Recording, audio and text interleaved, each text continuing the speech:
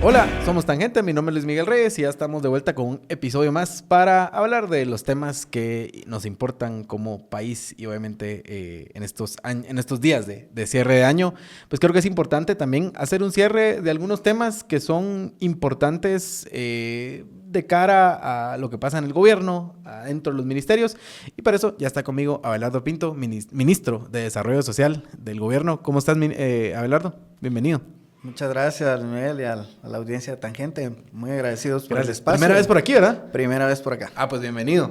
Gracias ahí por darnos el espacio. Creo que era importante entrarle un poco al tema del Ministerio de Desarrollo, ¿verdad? Porque es un ministerio que en determinados momentos, creo yo, desde su existencia, es el más joven de todos los ministerios, ¿verdad? Pero en determinados momentos de su existencia ha llamado más o menos la atención. Yo creo que ahora hay una particularidad, ¿verdad? Y es que este es un gobierno socialdemócrata, ¿verdad? Digamos, con sus distintos tintes, pero creo que en su esencia, ¿verdad? Semilla, pues es un partido socialdemócrata y eso le pone una presión especial, creo yo, al Ministerio de Desarrollo, ¿verdad? Que de hecho los programas sociales que fueron en su momento tan controversiales, ¿verdad? Fueron creados también durante un gobierno socialdemócrata, que es el gobierno de la UNE, y luego fueron institucionalizados ya en un ministerio en los siguientes gobiernos, particularmente en el gobierno que siguió, que fue el gobierno del Partido Patriota. Pero antes de arrancar con eso, ¿cómo estás? ¿Cómo has vivido estos 2 años de gobierno que han estado bastante movidos, creo yo? Bueno, sí, han sido 2 años muy, muy duros. El primer año principalmente por el aprendizaje, por sentar las bases de lo que en algún momento nos propusimos hacer.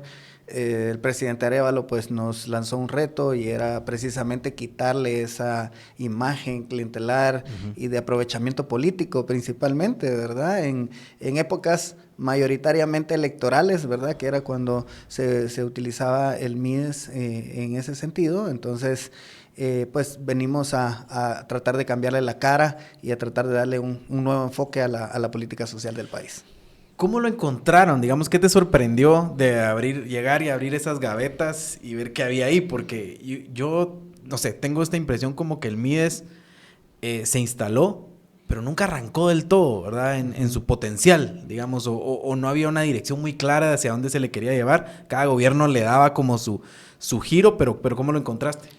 Bueno, creo que a pesar de ser el ministerio más joven, como bien lo mencionabas, un ministerio completamente debilitado institucionalmente.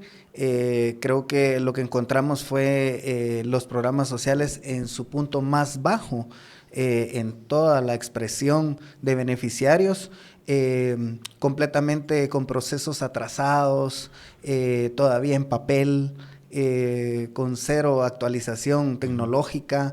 Entonces fue muy complejo el primer año y a eso me refería con el tema de los aprendizajes, porque sin duda alguna nos tomó tiempo a todo el equipo poder ir reconfigurando un poco el ministerio a la noción y a las prioridades que nosotros nos propusimos, que pues básicamente fueron 5, ¿verdad? El fortalecimiento institucional, la parte del registro social de hogares, que eso lo encontramos en una transición en donde el sistema de Naciones Unidas nos proporcionó la herramienta, nos dijo que se había hecho un pilotaje alrededor de eso y nosotros lo tomamos porque efectivamente ha sido la herramienta que, bueno, en el transcurso de la charla te puedo contar un poquito más. También el tema de que diseñamos la estrategia mano a mano, y también pues en la parte del registro único de beneficiarios, que es algo que hemos venido trabajando y que ya en su momento también lanzaremos, y finalmente pues tratar de ver cómo complementamos toda esa gama de programas sociales para que realmente llegara a la población más vulnerable. Entrémosle al tema del registro. Creo que una de las grandes controversias de los programas sociales en su inicio, con aquel Consejo de Cohesión Social de aquel momento y que después se convirtió en el Ministerio de Desarrollo, fue precisamente los beneficiarios de los programas sociales, ¿verdad? Recuerdo que en aquel momento las críticas eran, es que aquel tema de se está regalando dinero con las transferencias condicionadas, o las bolsas de comida, ¿verdad? Digamos, ese era un poco el tema. Pero también la controversia era, los beneficiarios son potenciales votantes, digamos, de ese partido en ese momento, y que para nadie es secreto que, digamos, mucho del capital político que todavía mantiene Sandra Torres viene de ahí, ¿verdad? De los programas sociales. ¿Cómo abordaron ustedes el tema de los beneficiarios y del registro de beneficiarios? Pues precisamente dentro de esa historia que te comentaba respecto a la transición de gobierno, que fue desde ahí pues empezamos con un gobierno muy, muy agitado. Encontrar el registro social de hogares fue una gran dicha y una gran bendición, porque este registro se aplica en otros países y precisamente va enfocado a poder romper el clientelismo y la discrecionalidad. Históricamente, para nadie es un secreto que acá en Guatemala, pues como se manejaban los programas sociales era un poco en el contexto que estabas mencionando. Los alcaldes de turno que responden a un gobierno que en ese momento está en la ejecución, y pues levantando listados desde los COCODES que pasan por las municipalidades, a veces incluso por algunos diputados, hasta llegar al ministro que recibe aquellos grandes fajos de expedientes, ¿verdad? Para poder ser ingresados a los distintos programas, pero con un total marco de clientelismo, discrecionalidad. Yo decía quién entraba, quién no entraba, dependiendo de los intereses de políticos de turno. Eso fue el primer cambio que nosotros sentamos con el registro social de hogares, porque es la base, es el instrumento, es la herramienta que rompe el clientelismo y la discrecionalidad. El registro es un barrido censal. Nosotros llegamos a las comunidades, barremos la comunidad, levantamos el registro de todas las personas que viven ahí bajo una ficha de condiciones socioeconómicas. Eso nos permite tener un mapa de cómo están las comunidades más pobres de este país y quiénes son las personas que realmente necesitan los programas. No hay filtros técnicos eminentemente en donde usamos tecnología, todo lo hacemos de manera digital, no hay ninguna intervención humana, llamémosle así, en donde yo pueda hacer algún nivel de discriminación en cuanto a los beneficiarios, y la herramienta nos va orientando hacia qué programas tenemos que ir enfocando cada uno de los beneficiarios de los programas. Y otro cambio que hicimos fue la focalización. Siempre en todas las iniciativas que cada uno de los gobiernos anteriores tuvo, siempre mencionaban los 114 municipios más pobres de ese país, pero nunca fueron a esos municipios. Y te voy a explicar por qué. Esos municipios son pequeños, con altos índices de pobreza, con unas condiciones eminentemente complejas alrededor de sus caminos, sus carreteras, en donde viven los servicios públicos, en donde el Estado ha estado ausente completamente.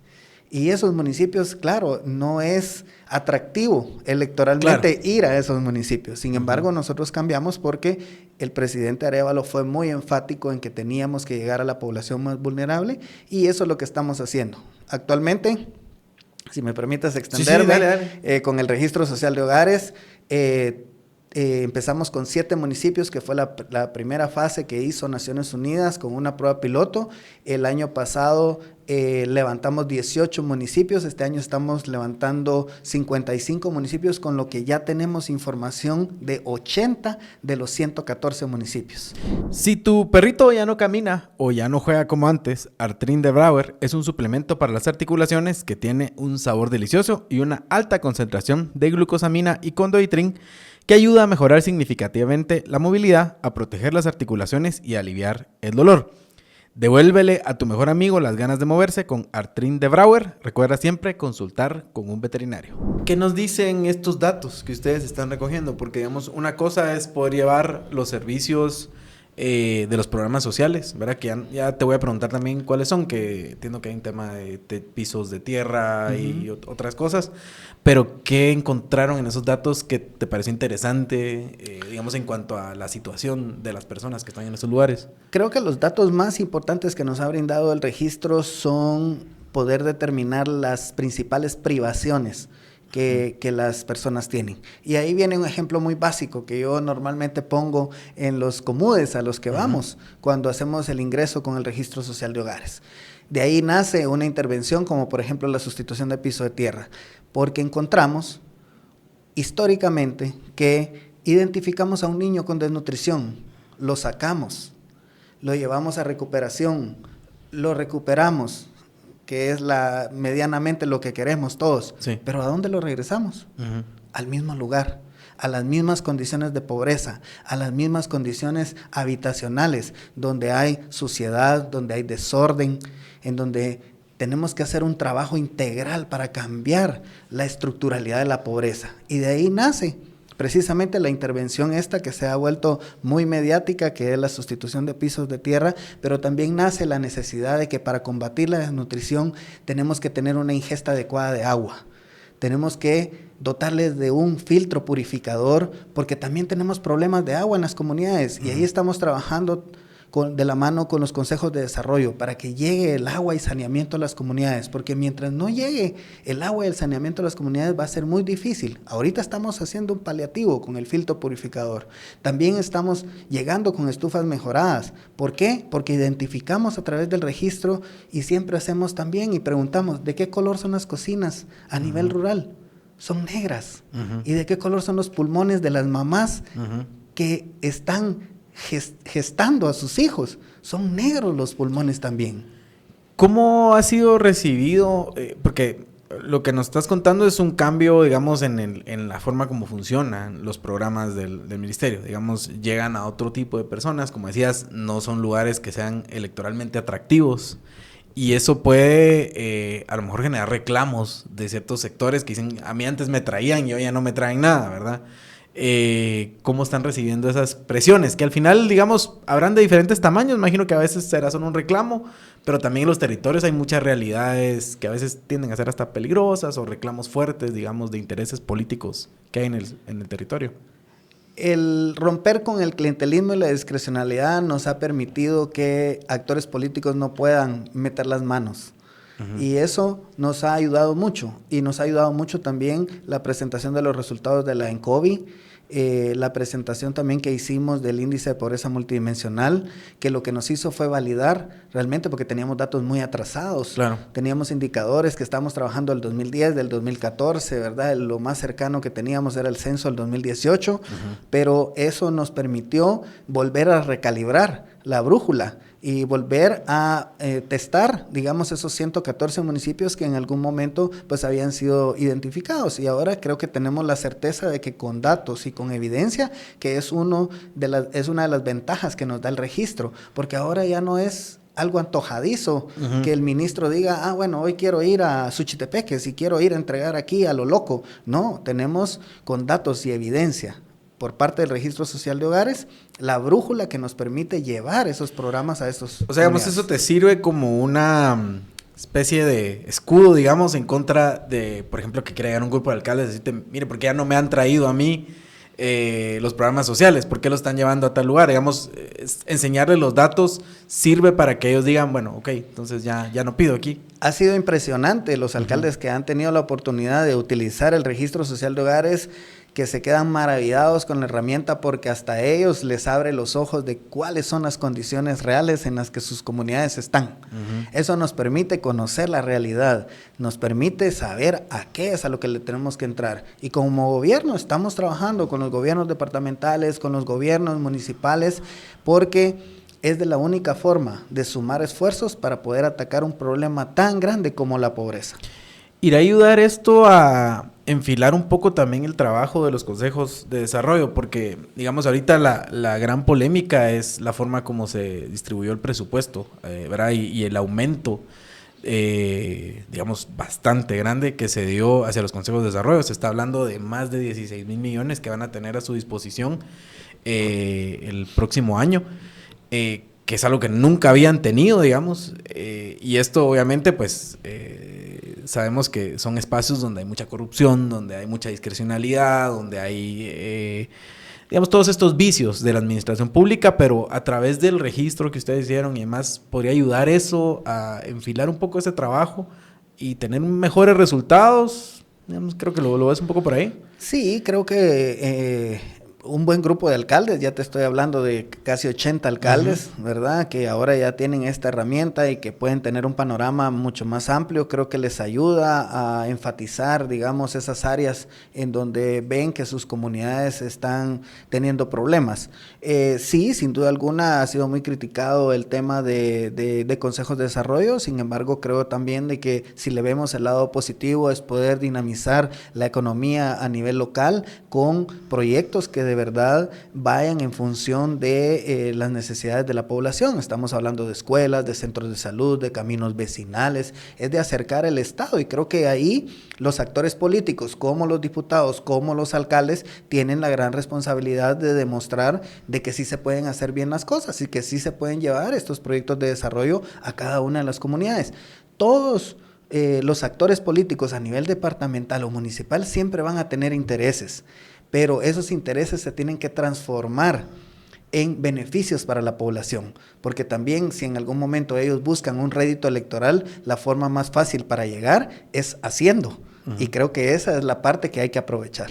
Estamos en temporada de convivios y es importante que antes de tomarse el primer trago se tomen ustedes una pastillita de Parismart. Parismart les ayudará a pasar los molestos efectos de la goma del día siguiente. Así que ya saben, siempre tomar con moderación, pero si les sale la oportunidad de tomarse un par de cervezas, un par de vinos, tómense su pastillita de Parismart y con eso amanecen como que sin nada.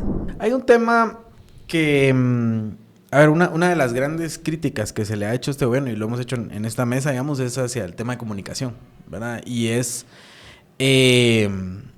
a veces pareciera que se dan muchas cosas por sentado, ¿verdad? O sea, como que estamos haciendo nuestras cosas en los ministerios, Ministerio de Desarrollo, Salud, Educación, cosas que se ven, cosas que no se ven, y pareciera que no son lo más eficientes en comunicarlo. Ha habido un proceso de autocrítica dentro del gabinete de gobierno, dentro de los diferentes ministerios hacia la forma como se hacen esas cosas particularmente. Sí, creo que una de las grandes debilidades que hemos tenido como gobierno ha sido la comunicación, porque mis compañeros y colegas, ministros, ministras, secretarios y secretarias, pues creo que ha sido un gabinete muy comprometido. Yo tuve la oportunidad de otros espacios de convivir con algunos gabinetes de gobiernos anteriores y honestamente nunca había estado en uno tan cohesionado, con objetivos tan claros. Pero sí, reconocemos que la comunicación es un hito al cual le tenemos que dar mayor relevancia. Tenemos que buscar los medios, los canales a través de los cuales podamos llegar a la población para que pueda reconocer de alguna manera los esfuerzos que estamos haciendo por transformar el país. Algo que sí es importante decir es que las elecciones lo que nos dejó fue una alta expectativa, ¿verdad? O sea, también los ciudadanos con la exigencia que tienen propia y que es muy válida porque es un derecho, también recayó en nuestros hombros ese peso de hacer una transformación en 4 años sobre 80 años anteriores, sobre un sistema que se vino construyendo durante 80 años y que transformarlo en 4 años no es una excusa. Es una realidad. No podemos. Estamos combatiendo la corrupción. Y te pongo un ejemplo. Nosotros estamos combatiendo la corrupción con temas, por ejemplo, de compras. Las bombas, te los voy a poner así de simple. Un ejemplo. Las bombas en gobiernos anteriores se compraban en 600 quetzales. Nosotros lo estamos comprando en 200 quetzales. O sea, eso nos ha ayudado a que el dinero nos abunde, a que podamos llegar a la población. Pero ese tipo de cosas comunicacionalmente, ¿verdad? Son bien complejas poderlas trasladar a la ciudadanía y que se den cuenta de que estamos en ese esfuerzo de transformación, que reconocemos que tenemos una alta expectativa, pero que estamos luchando y que tenemos toda la mejor intención por, si no transformamos, dejar las bases bien cimentadas para que esa transformación no tenga retorno. Sobre algunos cuestionamientos, siempre el tema de compras dentro del Ministerio de Desarrollo, ya me decías, digamos, han logrado algunos ahorros buscando qué serán mejores proveedores o a lo mejor era un tema de corrupción en los gobiernos anteriores, que digamos no nos cabe la menor duda conociendo quiénes estaban por ahí. Pero digamos, algunos cuestionamientos recientes, ¿verdad? Hace poco vi que pusiste en Twitter una respuesta a la investigación esta que hace República del tema de los chocobananos y todo. A mí sí me gustaría escuchar la explicación, ¿verdad? Porque, digamos, yo sí veía algunas falencias en la investigación en cuanto a que, digamos, había algo ahí en esta casa que ellos ponían donde habían, creo que 9 o 6 empresas inscritas. Digamos, ahí claramente hay algo que investigar. Pero luego hacían un salto hacia relacionarte, digamos, dentro de este esquema que estaba ahí de empresas inscritas o al ministro Mencos o al diputado Duvalier Castañón, pero no, se saltaban esa parte que explicaban cómo se relacionaban. Ahí creo que hacían muchas conjeturas, ¿verdad? Pero tal vez contarnos un poco cómo lo viste, digamos, cómo viviste ese... Creo que eso lo quisieron armar a raíz de algo que salió en las redes sociales con un proveedor que tenía apellidos que son homónimos al del diputado Castañón, ¿verdad? Los mismos sí. Castañón González eran los apellidos que en algún momento empezaron a querer hacer ver que era familiar del diputado Castañón y que nosotros estábamos favoreciendo a familiares de un diputado de nuestro mismo partido. De ahí nace un poquito, creo yo, empezaron a investigar, llevaron, digamos, la investigación o la indagación a esa casa, ¿verdad? En donde pues hay varias empresas inscritas. Sin embargo, hay que reconocer algo y es algo que pues lamentamos que la investigación no lo diga, porque creo que hay un actor primordial a quien hay que preguntarle respecto a las direcciones fiscales de una empresa, y es la Superintendencia de Administración Tributaria. El Ministerio de Finanzas Públicas lo que hace es tener un pool de proveedores del Estado en donde se inscriben las empresas, pero ni al REGAE ni tampoco al Ministerio de Desarrollo Social nos corresponde las direcciones fiscales de esas empresas. Eso tendría que en algún momento investigar o pues hacer algún tipo de indagación la Superintendencia de Administración Tributaria para poder ampliar un poquito la información acerca del por qué están tantas empresas con ese mismo domicilio fiscal. Claro. Y digamos poner esa alerta en los espacios correspondientes, no sé, la Contraloría o alguna. Exactamente. Entonces, pero pues esta es una empresa, es un proveedor que ha participado y un poco en la línea de lo que mencionabas. Nosotros hemos abierto los procesos son públicos, se sabe quiénes participan, se ha visto y nos han criticado mucho que nosotros seguimos manteniendo los mismos proveedores que los gobiernos anteriores. Pero yo les hago una pregunta a la población y a los diferentes actores. ¿Cómo hacemos para que más personas confíen en un Estado corrupto que se ha construido durante los últimos 80 años? Yo te preguntaría, si vos fueras empresario, ¿confiarías en un gobierno, digamos, en este gobierno tal vez sí confiarías, pero confiar en hacer negocios con el Estado, que ha sido construido durante los últimos 80 años, en donde ha habido una perversión, porque el hecho de que nosotros tengamos menores precios no es algo, digamos, usual. ¿Por qué? Porque se evitan las coimas. Es lo mismo que está pasando en las gobernaciones departamentales. Nuestros gobernadores no están cobrando coimas por las obras, y eso tiene muy felices a las empresas. O sea, ese sobreprecio que se veía en las compras en gobiernos anteriores, decís, correspondían a esa coima que se repartía entre varios actores. Por supuesto, a eso correspondía. Y desde el momento en que nosotros rompemos con eso, que buscamos el mejor precio, buscamos la calidad del producto, ellos se ven favorecidos, porque incluso le venden más al Estado. Entonces, regresando un poco al tema de esa investigación, de este medio, pues nosotros lo que lamentamos un poquito fue de cómo quisieron armar, digamos, alguna situación que no era cierta. O sea, nosotros hemos abierto los procesos, nosotros hemos sido transparentes y pues invitamos e hicimos las manifestaciones públicas a través de los medios sociales para que, pues, ellos pudieran de alguna forma darse cuenta que nosotros no tenemos nada, digamos, dentro de ese esquema que ellos plantean. Ok. Hablemos un poco de los programas específicos que sí, digamos, el de pisos de tierra creo que es uno de los que más me llamó la atención. Vi una vez una presentación sobre esto. Porque, digamos, a veces, a ver, no es que sea difícil de creer, pero digamos, tal vez cuando uno lo cuenta en otro país, que Guatemala tenga un alto porcentaje de casas que tienen piso de tierra, ¿verdad? Y luego lo relacionado que está eso con el tema de la desnutrición, ¿verdad? Y la pobreza multidimensional. ¿Qué encontraron ahí? ¿Qué te sorprendió, digamos, en todo caso, de estos datos? Porque igual imagino que el registro este es relativamente nuevo. No sé si había ya un registro de casas que no tienen piso de cemento, ¿verdad? Sí, habían algunos datos que principalmente el sector privado, porque tienen un consorcio que se llama Hogares, que venía ya manejando el tema, con quien nosotros conversamos también en la transición, y ahí pudimos intercambiar algunas lecciones aprendidas por la iniciativa que nosotros teníamos.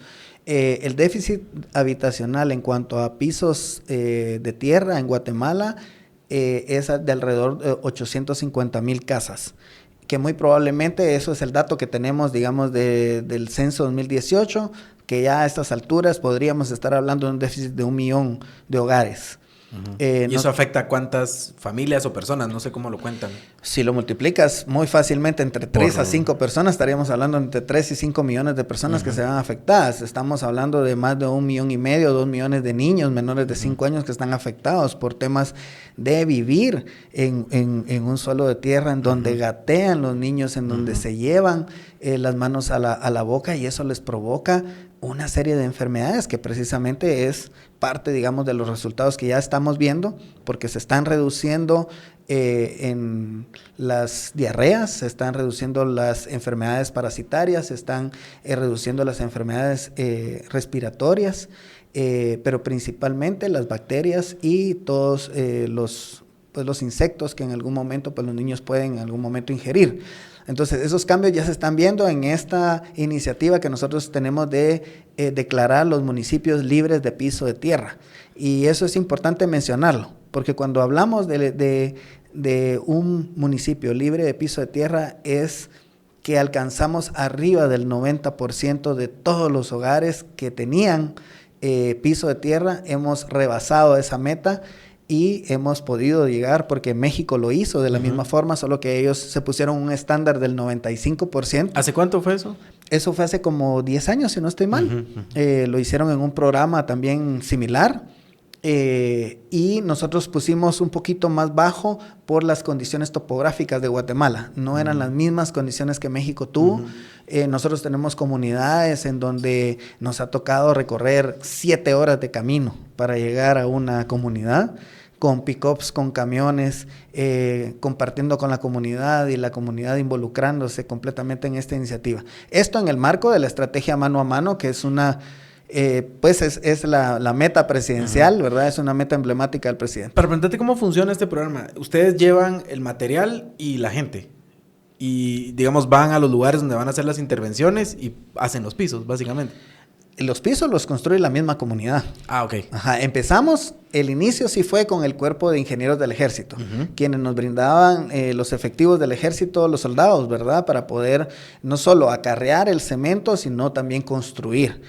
Pero en el camino la misma comunidad se fue involucrando y se fue creando una dinámica en donde ahora el problema que tenemos es de que empezamos en un municipio, empezamos siempre desde la comunidad más lejana hacia la más cercana, y la más cercana está ansiosa de que ya lleguemos. Hay una gran demanda del exacto, servicio. Sí, se crea una demanda, una alegría, algarabía por parte de los comunitarios, y ellos se involucran y ellos son los que hacen sus pisos. Ellos se está priorizando las cocinas y los corredores. Esto porque ahí es donde se mantienen los niños menores de 5 años alrededor de su mamá, porque la mamá está cocinando o está haciendo algo, digamos, dentro de la casa, pero normalmente en el corredor es donde se mantienen los niños. Eso es lo que estamos priorizando. Pero como son 30 metros cuadrados que estamos llevando de piso, hay casas a nivel comunitario que logramos pues casi cubrirlas completamente, ¿verdad? Y entonces queda incluso hasta el dormitorio con cemento. Entonces, ¿por qué 30 metros? ¿Cómo definen este número? Fue un criterio que se utiliza, digamos, es un estándar que se utiliza, lo validamos también con este consorcio de hogares, ellos están manejando 35 metros en algún momento, pero nosotros con base también a los datos y a la evidencia que nos brinda el Registro Social de Hogares, pudimos determinar que 30 metros era un estándar adecuado para poder echar a andar esto, que implica, ojo, ¿verdad? Se dice bien fácil, sí. 30 metros cuadrados. Eso implica 65 bolsas de concreto premezclado por cada casa, a cada hogar. O sea, te puedes imaginar una comunidad de 500 casas, estamos hablando de 3,000 o más de 30,000 sacos. O sea, es algo impresionante la logística que se lleva a cabo. Han comprado una importante cantidad de cemento. Digamos, tampoco hay muchos proveedores. ¿Consiguieron buenos precios ahí? 3,250,000 sacos hemos entregado hasta la fecha. Te lo estoy redondeando. El proveedor en este momento, pues las compras que hemos hecho abiertamente a través de licitaciones y compras que hemos desarrollado, pues ha sido siempre la cementera principal. Claro. No hay muchas opciones. No hay muchas opciones. ¿Y les han dado buenos precios? Sí, hemos logrado conseguir buenos precios. Hay que recordar que también el precio incluye la logística porque ellos nos entregan el material en las cabeceras municipales. Okay. Y nosotros ya hacemos el recorrido desde las cabeceras municipales hacia las comunidades. ¿Tenés alguna idea de cuánto sale el saco ahí, como para tener una idea? ¿De transporte? No, ya el saco, digamos, ya puesto, incluido el transporte. Mira, te voy a dar el último dato que sé, más o menos andaba alrededor de los 30 quetzales, más o menos, ya en la última licitación, creo que en esta porque se amplió la cobertura, subió un poquito, pero sí, más o menos anda entre 30 y 35. Que si lo compras, digamos, al menudeo, en una ferretería, te sale que 60... Desconozco el precio, fíjate exacto de cada saco, pero sí, por la cantidad, pues tenemos un precio. Ojo que probablemente pueda hacer que el precio, para no confundir, claro, ¿verdad? Es importante mencionar que ese precio del saco ya incluye el traslado hacia la cabecera municipal de cada uno de los departamentos. Entonces, dependiendo del departamento y del municipio, sí puede variar el precio. Insisto con el tema de pisos de tierra porque primero es un tema que creo que nos toca a cualquiera, ¿verdad? Porque digamos ver que en el país hay una importante cantidad de personas que no tiene piso en su casa, ¿verdad? Eso ya es bastante impresionante. ¿Cuál es la meta? ¿Y la van a lograr o no? Bueno, primero quiero decirte que nosotros estamos muy acostumbrados acá en la ciudad al piso, claro, ¿verdad? Y al piso de cemento. Y muchas veces aquí en la ciudad es poco comprensible lo que significa el vivir en un piso de tierra. Y un piso de tierra, quiero decirte que no es un piso de cemento, no es una cuestión de estética. No. Estamos viendo cosas de salud, estamos viendo cosas de mejoría en el ambiente familiar, o sea, implica muchas cosas. Respecto a las metas, decirte que empezamos el año pasado creando la metodología, implementando, la verdad es que nos fue bien duro, nos hacían críticas bien difíciles, porque nos decían, ay Dios, apenas 1,000 pisos han hecho, y entonces, híjoles, y entonces te sentís así como, bueno, ¿será que lo voy a lograr, verdad? Pero en el camino el equipo ha trabajado arduamente por crear esa metodología, esa logística para llegar a las diferentes comunidades, y lo que determinó, lo que hizo un cambio determinante fue el involucramiento de las comunidades.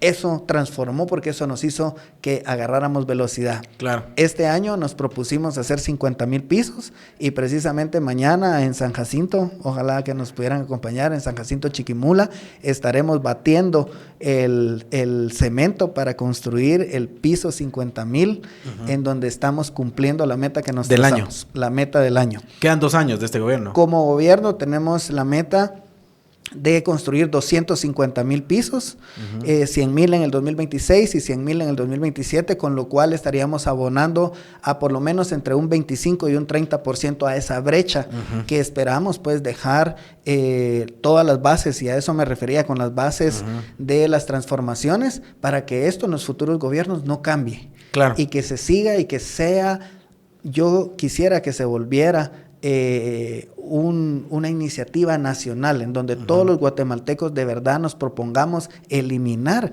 el piso de tierra en Guatemala y que eso sea una causa nacional. A un ritmo de 100,000 anuales, digamos, nos faltarían 2, casi 3 gobiernos para terminar. Muy probablemente, aunque creo yo que con voluntad política y ya teniendo una metodología pues participativa y como lo hemos venido realizando, creo que contando con los recursos podemos acortar el tiempo.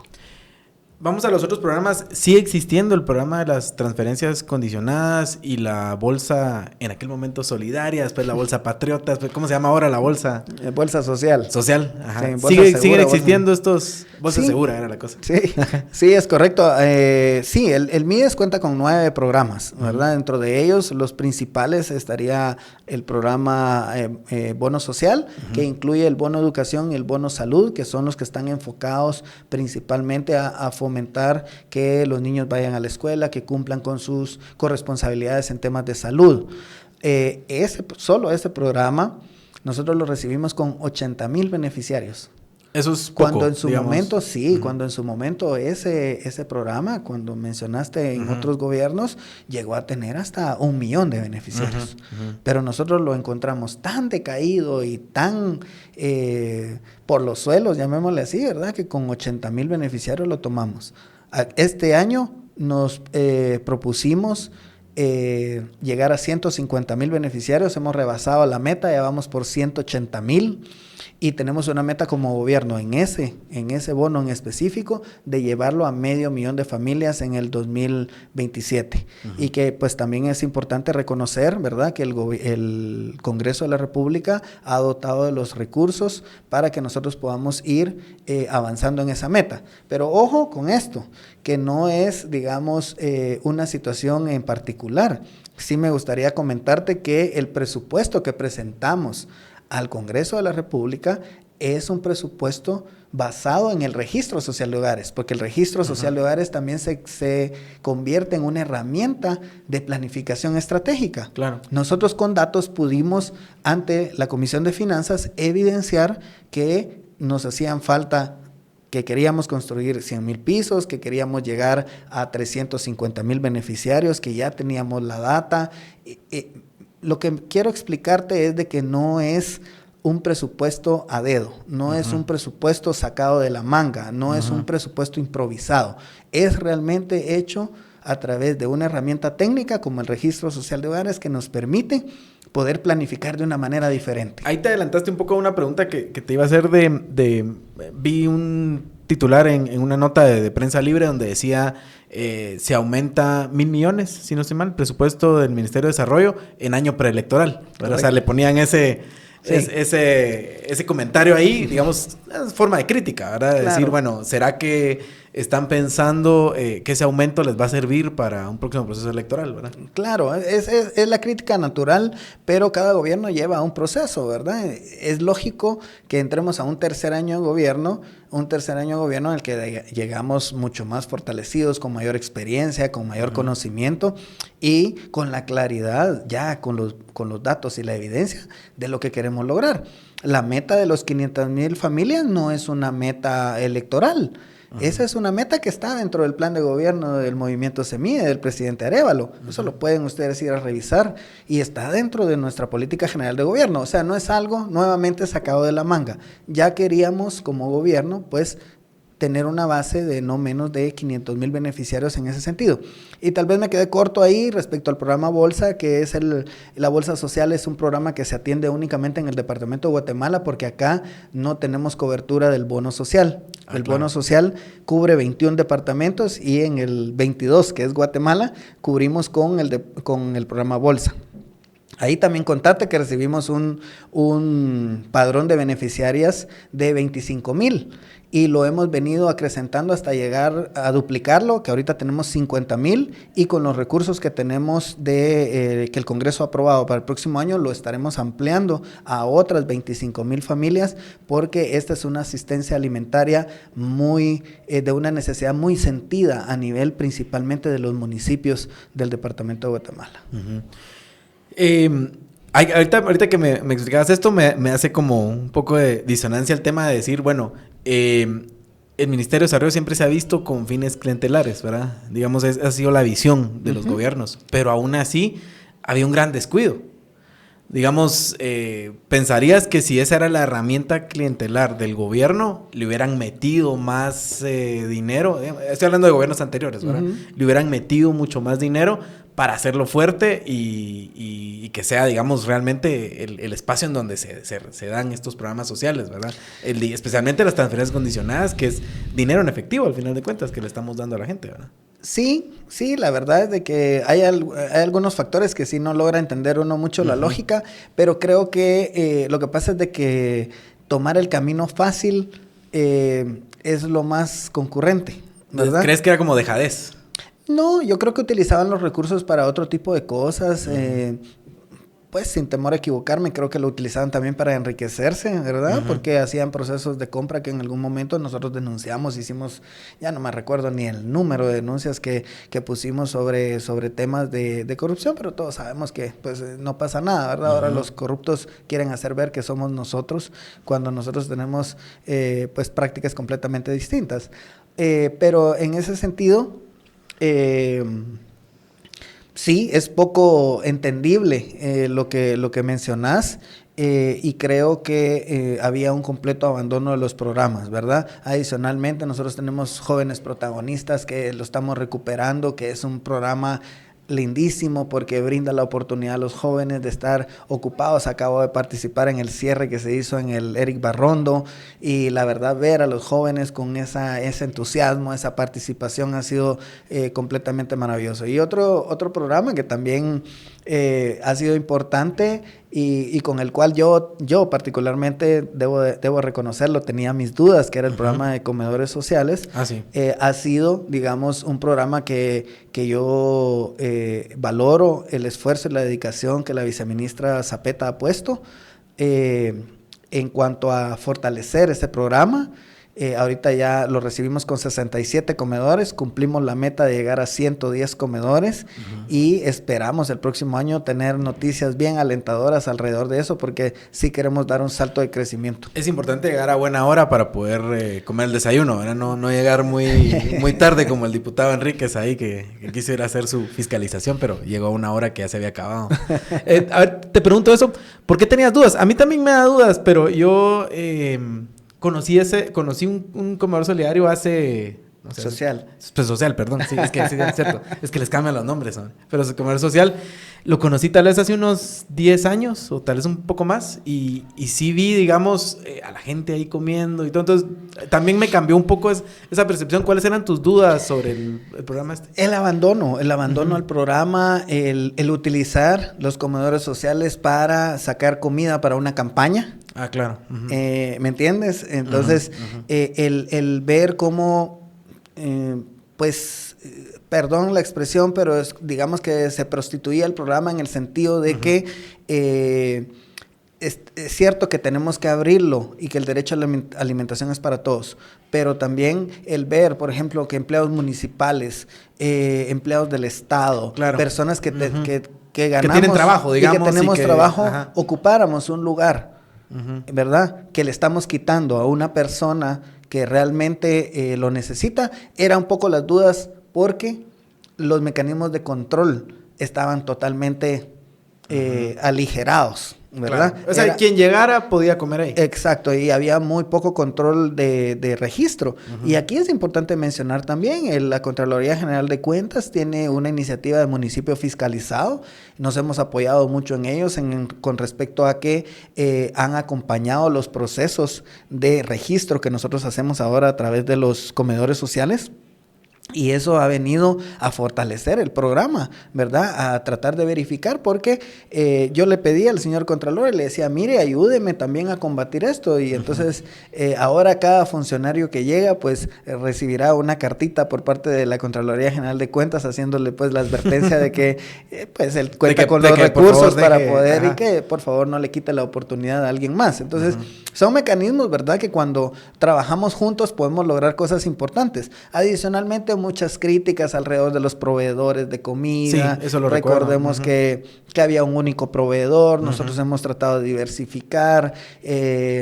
Esperamos tener cada vez más proveedores porque queremos regionalizarlo, luego departamentalizarlo y bueno, esperamos también la participación, pero ahí nos volvemos a topar un poco a lo que me preguntaste al inicio, la parte de los proveedores del Estado. Sí. Muy pocas empresas les gusta hacer negocios con el Estado.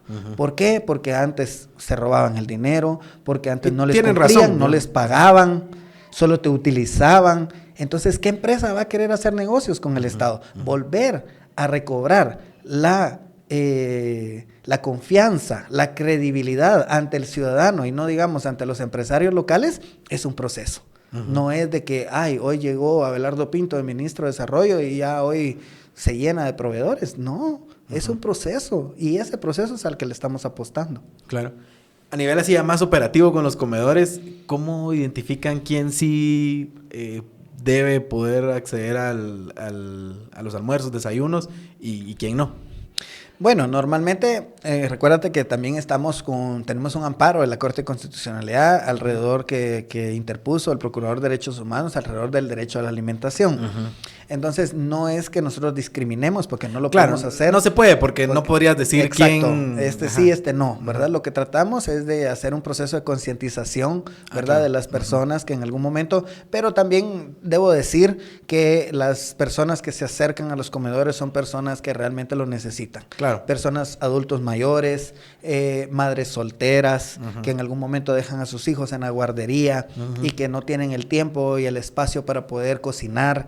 Ese tipo de ejemplos son los que en algún momento pues nosotros vemos ahora en los comedores y la verdad ha sido muy enriquecedor, debo decirlo, ¿verdad? El aprendizaje que a mí me ha dejado en particular pues ese programa porque como te repito, ¿verdad? Yo tenía mis dudas, pero creo que ahora soy un fiel convencido y un fiel defensor de ese programa, así como del resto, ¿verdad? Que tenemos dentro del ministerio.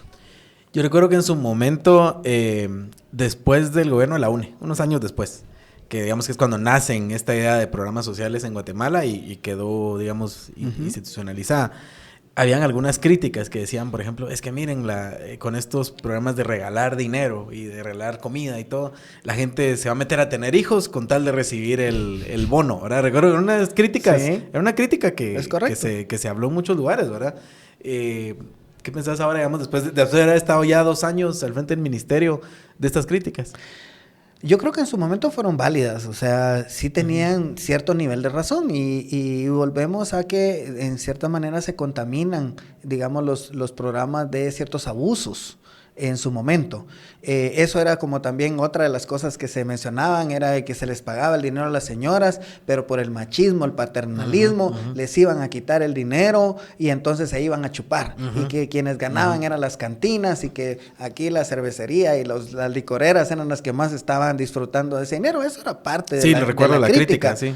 Pero eso ha sido un proceso también, el empoderamiento de la mujer ahora a nivel comunitario ha sido todo un proceso y hay que reconocer, más del 90-95% de nuestras beneficiarias son mujeres.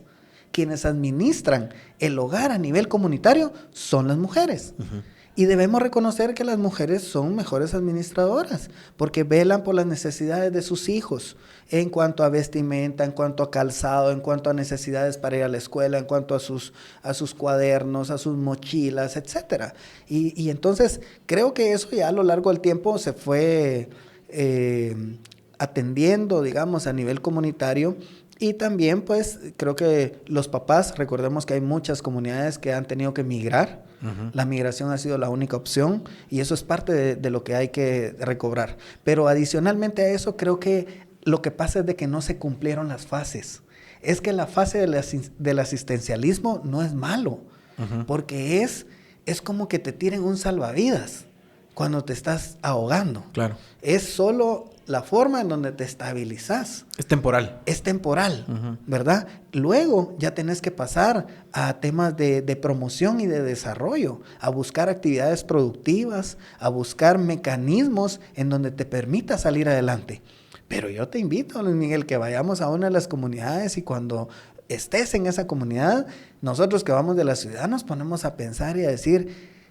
chis, ¿qué hacemos aquí? ¿Cómo salimos adelante? Cuando solo lo único que nos queda es sembrar frijol, sembrar maíz, sembrar hortalizas muchas veces en algunos lugares en donde se da.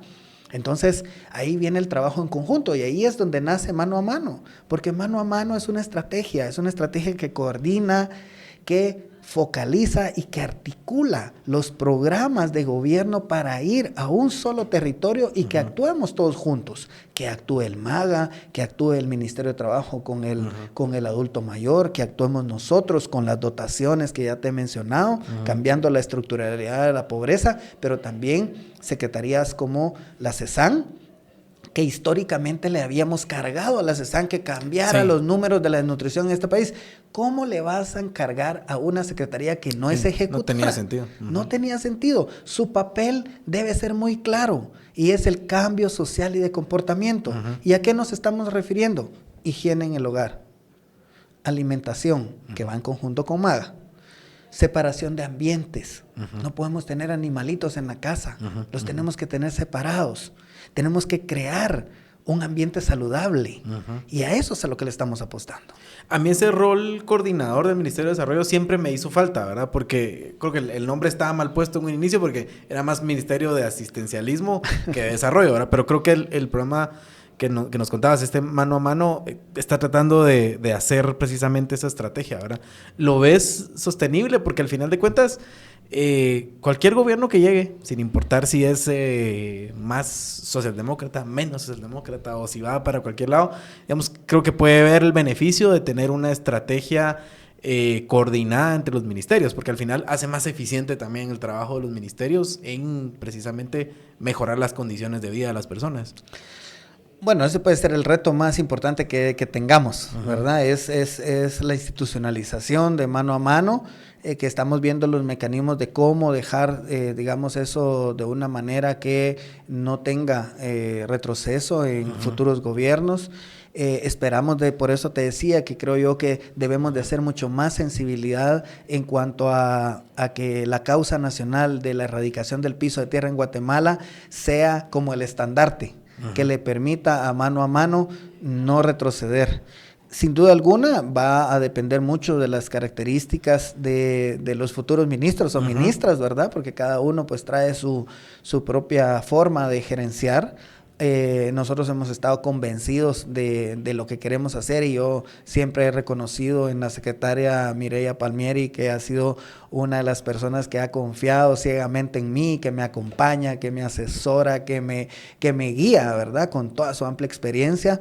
Y creo que hemos hecho una mancuerna impresionante, ¿verdad? En esta, y a mis compañeros y colegas ministras y ministros, que yo les agradezco infinitamente también depositar la confianza en esta estrategia y que yo creo que ahora que ya están rindiendo los frutos, creo que cada vez más tenemos mayores convencidos. La evangelización siempre cuesta. Claro. Pero creo yo que ya cuando empezás a ver los resultados como el del día de mañana, ¿verdad? Mañana también completamos los 10 municipios libres de piso de tierra que nos propusimos para este año.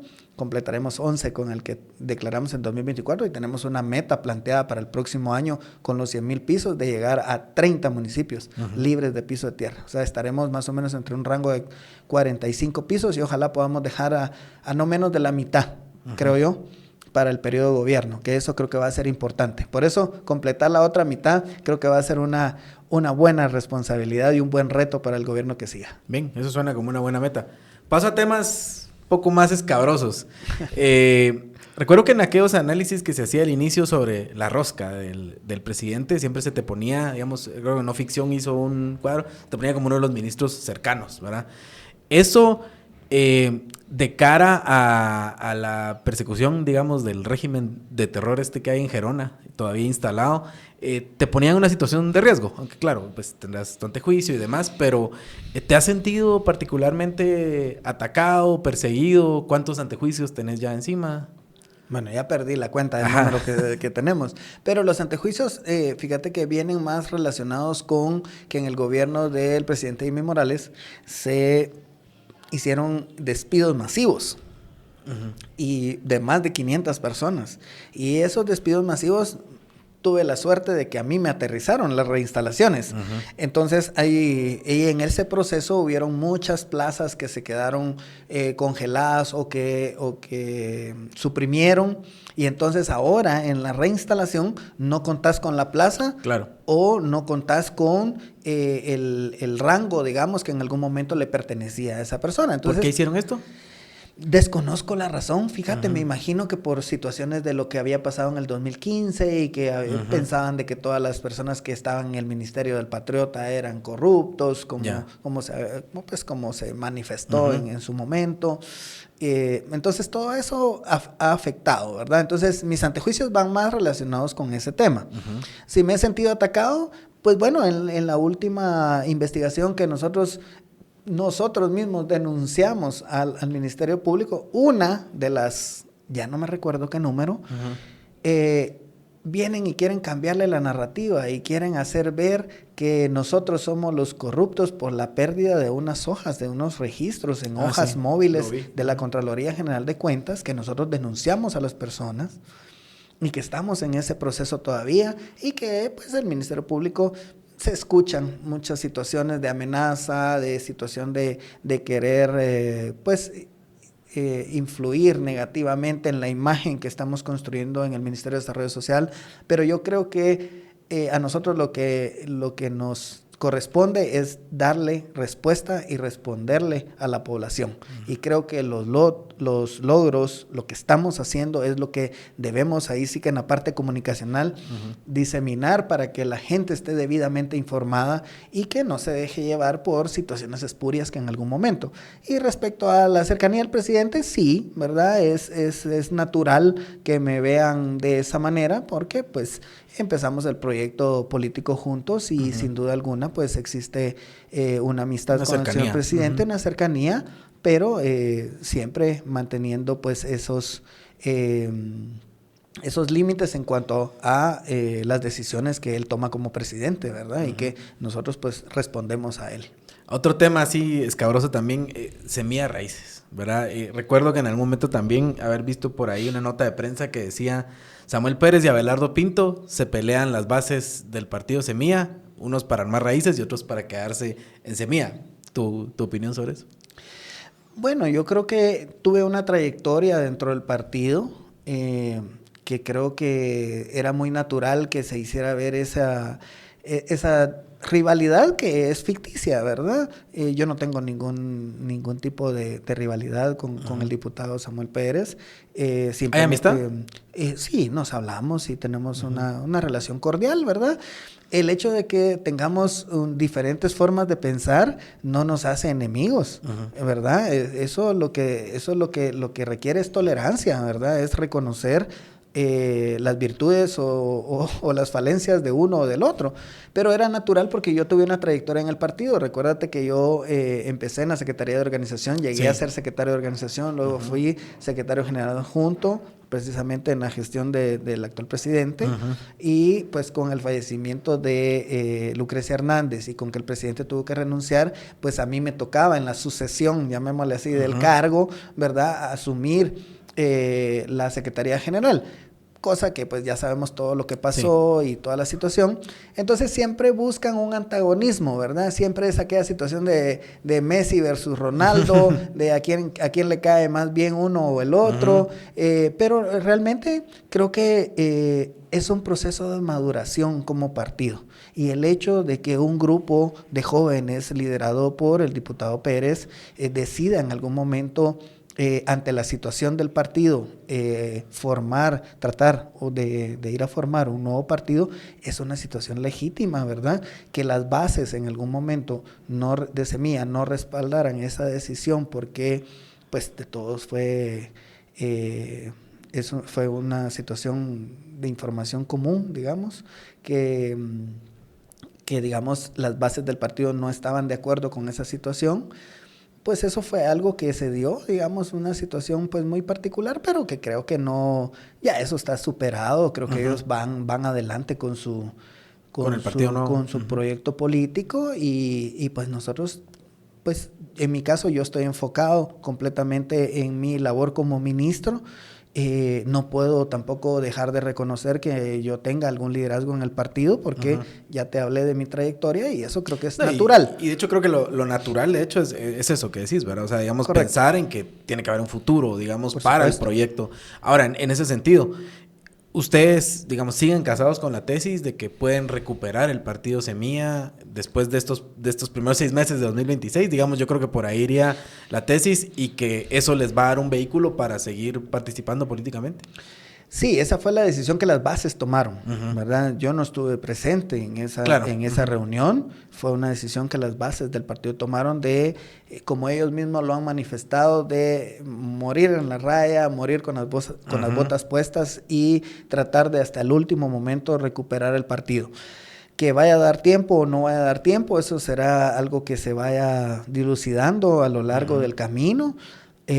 Sin embargo, pues yo creo que hay mucha madurez, hay mucho profesionalismo y ahora hay mucha experiencia por parte de las bases que formaron el movimiento Semilla, que están plenamente convencidas en que pues lo que nos hicieron fue algo arbitrario, fue algo ilegal, que sabemos que no, nosotros dentro del Tribunal Supremo Electoral no tenemos ningún proceso de cancelación. Nosotros no tenemos ningún proceso. Claro. Esa fue una decisión de un juez. ¿Me entiendes? Sí. Entonces, hay un equipo legal que está trabajando por la recuperación del partido. Y bueno, desde cuando a mí me toque, ¿verdad? En su momento, digamos, cuando ya esté fuera del ministerio, a apoyar siempre en lo que pueda apoyar, digamos, para que Semilla pues pueda continuar, pues lo haré, ¿verdad? En este momento yo estoy completamente fuera, digamos, de esa situación.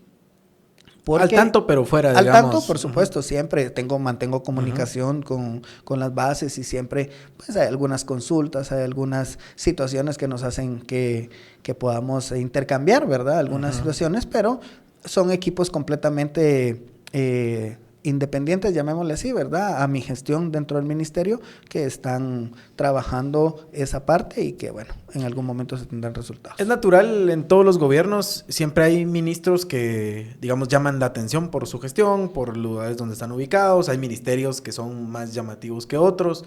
En el caso del gobierno del presidente Arévalo, yo creo que se mencionan, digamos, 4, y siempre sale esto de este ministro tiene intenciones presidenciales, ¿verdad? En este caso yo he escuchado, a ver, Jonathan Mencos, ministro de Finanzas, Pati Orantes, ¿verdad? Ministra de Ambiente, Anabela Giraca, ministra de Educación, y en tu caso, ¿verdad? Ministro de Desarrollo, como los, digamos, los 4 potenciales presidenciables de un partido Semilla o lo que venga, ¿verdad? ¿Lo ves o solo es algo que se oye por ahí y te cae así de la nada? Yo reconozco el liderazgo de cada uno de los colegas, de mis colegas que has mencionado. Tienen una trayectoria espectacular, ¿verdad? Cada uno en sus áreas. Creo que yo he empezado a hacer, digamos, esa carrera sin ninguna ambición electoral, digamos. Lo único es de que pues es natural, digamos, de cierta manera, porque recordemos que yo estoy en un ministerio que está muy enfocado a la parte social, a la parte humana, y eso te hace tener cercanía con la gente. Entonces, de alguna manera, te da cierta proyección. Misma proyección que, por ejemplo, puede tener la ministra de Educación en algún momento por el contacto pues con la población estudiantil y la buena gestión pues que ella está haciendo. Creo que eso es natural. El ministro de Finanzas no se diga y la ministra de Ambiente que también, ¿verdad? Yo mi respeto y mi admiración para ellos. Sin embargo, creo que ninguno estamos haciendo nuestro trabajo en función. No lo está pensando, no ves así como, bueno, como que sí quiere ser candidato, de repente... Creo que no, creo que estamos muy enfocados en el trabajo de gobierno. Creo que lo que pasa es que las 4 personas que mencionas somos personas que venimos del partido desde sus inicios. Entonces somos personas que llevamos la responsabilidad en nuestros hombros de lo que nos comprometimos con la ciudadanía a poder realizar cuando estuviéramos en el ejercicio de gobierno. Entonces creo que eso... de alguna manera hay que darle un valor importante porque somos 4 ministras y ministros que somos del partido y que estamos tratando de darle los resultados al señor presidente porque tenemos una responsabilidad para con él y para con su gobierno de dar resultados y de poder dejar sentadas las bases para la transformación que ofrecimos como partido. Fue una situación sui generis la del 2023, pero nosotros creo que estamos muy concentrados en esa línea y pues la parte electoral llegará en su momento y desconozco en algún momento las decisiones que se puedan tomar, pero ahorita no es momento de hablar de eso y creo que contamina mucho nuestra labor como ministros, porque de verdad nos hemos tomado con mucha seriedad el ejercicio de gobierno y creo que eso me lo manifestaban en alguna de las comunidades. Un alcalde me dijo, mire ministro, de verdad nunca había visto un gobierno que se tomara tan en serio, de verdad, la política pública. Entonces creo que eso hay que darle un valor y en su momento, pues... Lo que pase. Yo te lo voy a poner así muy sencillo. Acabo de pasar por una pérdida, que es la pérdida de mi papá. Lo siento mucho. Quien fue, quien de alguna manera me incentivó a la participación política, porque mi papá fue alcalde de Ipala. Y yo, cuando él terminó su gestión, te prometo que dije que yo no iba a participar en política. Y fue él quien me incentivó a estudiar una maestría en gobierno y gestión pública, luego me incentivó a estar en Semilla, porque me dijo, mira, este es el partido donde tenés que estar. Y ante esa pérdida, yo te puedo decir, no sabemos qué va a pasar más tarde, no sabemos qué va a pasar mañana, y el estar hablando sobre aspiraciones que en algún momento pueden o no pueden darse, realmente hay que concentrarse en un día a la vez y vivir cada día con su propio afán y tratando de cumplir las metas y los objetivos que nos hemos trazado. Tema, ya para ir cerrando, tema polémico y heredado también, 700 millones a los veteranos militares, ¿verdad? Es un tema que se ha venido arrastrando de varios gobiernos, que ha sido motivo de conflictos, de protestas, con actos de quema de Congreso y no sé, ¿verdad? ¿Tu opinión sobre eso y qué hacer? Bueno, sí, efectivamente, como lo mencionas, fue algo heredado. El primer año fue muy costoso porque no se habían dejado, yo no sé, ahora me pongo a pensar si fue adrede o no, pero no nos dejaron los recursos necesarios. Había una ambigüedad en un artículo que se había dejado dentro del presupuesto, que un gallo gallina que no te permitía ni hacer ni deshacer. Entonces nos costó mucho. Gracias al apoyo del ministro Mencos, desde el Ministerio de Finanzas fuimos tratando de solventar, pero fue cuando más álgido tuvimos las protestas y las demandas de incumplimiento. Pero una vez regularizamos eso, creo que logramos encontrar el mecanismo que nos ha permitido tener una ejecución normal respecto a un programa como cualquier otro. Y bueno, sí se ha vuelto un programa grande, ¿verdad? Porque son 80,000 beneficiarios de 2 cohortes, pero ya este año, en el 2026, terminamos la primera cohorte. Y ya solo nos quedaremos con la segunda, o sea que ya nos quedaremos con la mitad de beneficiarios, pues, y esperamos de que, pues, esos recursos que el Congreso decidió, pues, trasladarles a estas personas, pues, espero que puedan estar siendo de beneficio para sus familias. Claro, porque, digamos, tampoco hay forma de quitárselo encima, como decís. Sí, es un decreto. Ha sido polémico. Y así es, y es muy polémico el tema, pero porque creen que en algún momento también eso va a llevar réditos electorales a determinados actores o que están dentro de ese espacio. Pero vuelvo y repito, ¿verdad? Vamos a tener una amplia gama de opciones, digamos, para el 2027, que pues ya la ciudadanía decidirá qué es lo que quiere para el futuro. Nosotros ahorita tenemos que concentrarnos en el ejercicio de gobierno. Listo. Bueno, Abelardo Pinto, Ministro de Desarrollo, muchas gracias por la entrevista. Te agradezco ahí el tiempo y la apertura para hacer estos espacios. Aquí nos gusta hablar así largo y tendido, entonces nos da chance de ahondar en los temas. Pero gracias y ahí suerte con todo. Muchas gracias a ustedes por el espacio. La verdad, un gusto estar acá por primera vez y espero que no sea la única ni la última. Vamos a hablar ahí cuando vayan terminando para ver si se lograron las metas estas que a mí, digamos, particularmente estos programas de Piso de Tierra y todo me gustan porque creo que son esos verdaderos beneficios que llegan directo a la gente, ¿verdad? Y que sí pueden cambiar la vida de una familia completa, ¿verdad? Entonces, se habla de clientelismo, se habla de corrupción, se habla de 1000 cosas que ha habido dentro del Ministerio de Desarrollo, pero creo que ver que eso sí llegue es algo que yo sí, digamos, apoyo y mucha suerte con esa meta, ¿verdad? Creo que es bien importante. Sí, lo más importante va a ser las metas para el próximo año.